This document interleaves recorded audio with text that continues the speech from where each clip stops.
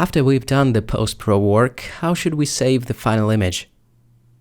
Now we stand on the crossroad. We can use either 8-bit display-referred format or 32-bit scene-referred one.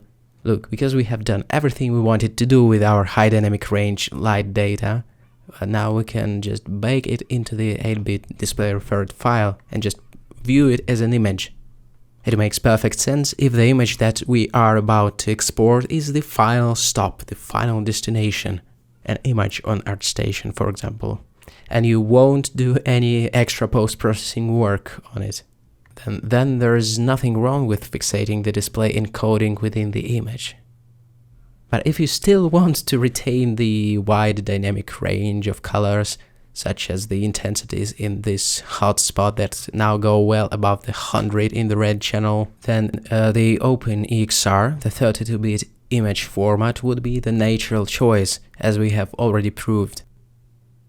It makes sense if the image that you are about to save will be used as an intermediary image, holding some important data for further post-processing, let's say, or for exchange with a different software for that matter.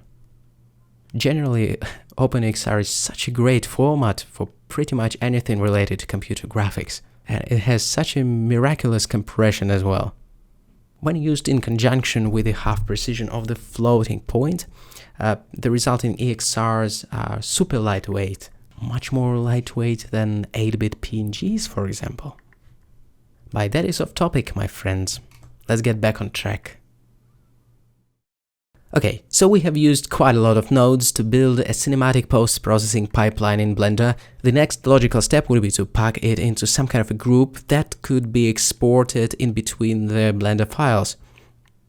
So I'm drawing the rectangle around all the nodes we created in the compositor. Then right-click, group. That puts the whole chain into the group, and we can see that we are within the group right now. We can press Tab to get out of it. Tab is our stop word when dealing with groups, otherwise we can get stuck in there. I'm calling it postpro_01, and actually we can mute and unmute the whole group, which is very convenient. And if you want to change something, you press Tab again, and find what you need, tweak what you need, Tab to get out. That was a quick introduction to grouping nodes in Blender. Now this node group should be easily exportable via the append functionality of Blender, which we will show in just a moment, after I neaten up the nodes for no particular reason. Here I opened a random Blender file to show the process of appending the node group. You go File, Append, search for where you have put the blend file, for example this one, double click on it, then go down the node tree folder, and here we go. Double click again. Now Shift A, and it should be visible in the group menu. And just plug it in.